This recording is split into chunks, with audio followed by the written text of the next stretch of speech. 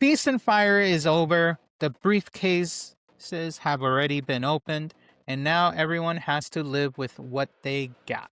This was the episode where consequences were supposed to set in, careers are in motions, tensions are rising, and not everyone walked out better than they walked in. Let's break it down. Welcome back to the T-Drop Strong Brews, No Soft Behavior. We were in Albuquerque, New Mexico this past Thursday, and this was TNA Impact dealing with the fallout of Feast and Fire. Between the title shots, one roster spot suddenly gone, and a company clearly shifting into the Nets phase in AMC. But let's get into it. Impact opened with the system, and Brian Myers immediately framed the situation as unavoidable. Eddie Edwards, followed by rewriting history. Moose, they told him he's selfish. JDC, someone who walked away when things got hard. The system is a group force to protect them itself. So bold statements from them. But then Alisha Edwards came out, and this is where the segment gained weight. She confronted Eddie, telling him he kept everything from her. Her contract is coming up, and suddenly she's questioning whether she even wants to be part of the system moving forward. She walks off. Eddie looks shaken. This was strong storytelling.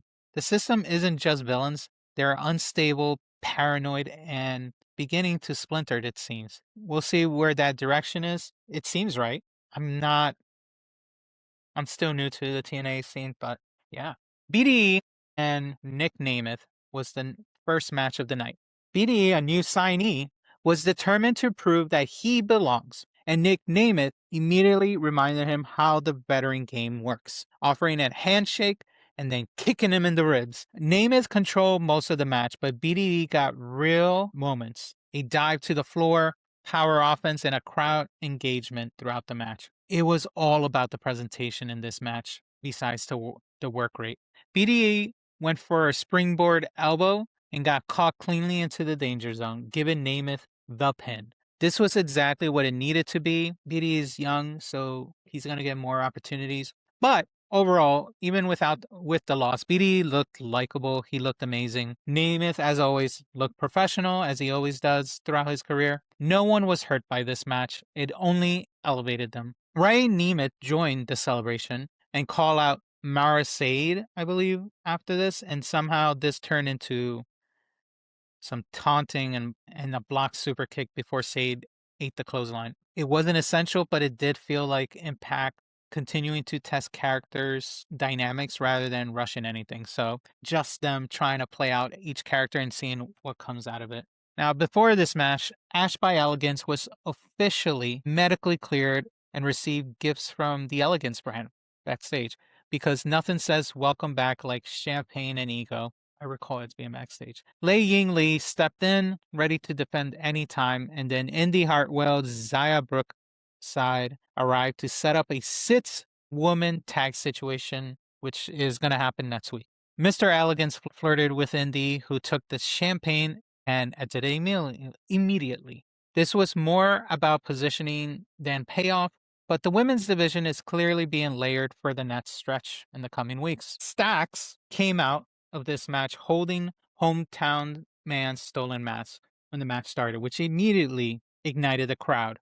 The brawl was fast, emotional, and had a genuinely nice moment when Man gave the mask to a fan. Unfortunately, the match itself didn't elevate Stax at all. Stax cheated with feet on the ropes and panicked and picked up the win. Now, the issue here is Stax exists, that's it. There's nothing offensively bad about him, but there's nothing that demands attention either. Ariana Grace helps, but on his own, he's still just there. And that's it. There's not much to say about that match. That's probably the lowest match of that night. Now, the Elijah versus Jason Hotch was a better match than the previous match. Elijah worked the arm early on his opponent, but order for interference kept Jason Hotch competitive. This was a distraction-heavy match with clear alignment on what they were trying to do. Elijah eventually won with the Highwayman's Farewell, and that was it. It was a solid match, but the bigger question remains, why is this feud still active? Like, reading back on this to understand, like, it's been a hit or miss. So I recall seeing it from like earlier clips, and I'm like, I mean, WWE has the same issue with some rivalries. Like, why is it still going? But anyway, afterwards, Mustafa Ali interfered after the post match and created more chaos throughout. Anyway, nothing crazy about this. Order 4 confronted Jada Stone afterwards backstage. Tasha Steelz slapped her and Elijah stepped in to help her up. Simple but effective, but clear villains, clear hero. No complaints here, but hopefully a new layer of this happens because I'm at a loss with them. We get Elayna Black in action for the first time in TNA, and her opponent is none other than Rudy J. And this match served as one thing to show Elijah Black's skills. So this match ended in under 3 minutes. Should have. It's just meant to present this new person. Things with the Hardys and the Righteous. They're going over the whole Genesis match and everything, but more story progressing. Nothing crazy, to be honest. Then we were reminded of the fire or feast outcome, and they went through that. And I have the video because instead of showing each thing, we're just gonna react to this instead. So let me get the video up. Anyway. Ladies and gentlemen, I'm standing by with the 4 men that captured briefcases last week in the Feast or Fired match. Now we will reveal the fate of the cases. Trey Miguel, we're going to start with you first. They made it so intense. But anyway, so in case you weren't here last week, the whole point was for the Feast or Fire match, 8 or so opponents went into the ring. They fought each other, and there were 4 briefcases hanging. The match ends when all 4 are taken down. 3 of these briefcases have a championship opportunity for them, but one of them pretty much terminates their contract, which is ridiculous. Why we would have. Please don't let this happen twice in 1 month. Oh my. Wow. Well, you now get an opportunity at the international title. So he gets the international title. Trey Miguel gets that. When it happens, we'll find out later. Eddie Edwards, you're next. All right. What does Eddie Edwards get? Woo! Right, a TNA World Championship opportunity for you. How's Yo, Eddie Edwards earned a world title shot against Mike Santana. Nice. it feel? Can't beat the system. Yeah, he's a member of the system. Okay, Steve, you're up. Steve McCallan, what does he get? Does he get the X Division? Doesn't look like it. So Eric, it looks like Eric Young earned the X Division title shot, and Steve Macklin is fired. I'm so sorry. Your choices haunt you. Remember that, Steve. See you. Steve, I don't know what to say. Do you have any final words? Commentary sounded genuinely deflated about Macklin, which kind of tells you something. Anyway, post break, Eddie Edwards and the system confronted Mike Santana, obviously since he has the title shot, threatened a future cash-in. Santana didn't flinch. Whether Macklin being fired is real or a head fake remains the biggest question coming out of this. So hopefully in the future we find out the faith of him. So we go to the main event between AJ Francis and Rick Swann. Swann came out swinging with a trash can full of weapons. Francis relied on power, control, and brutal force all throughout the match. He just used all his strength that he could do.